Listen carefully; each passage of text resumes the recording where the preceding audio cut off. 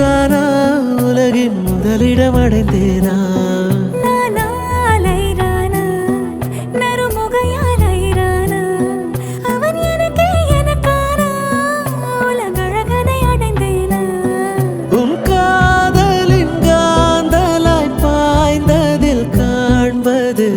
சிவப்பாய் நிறமாய் தெரியுதடி என் அருகில் நீ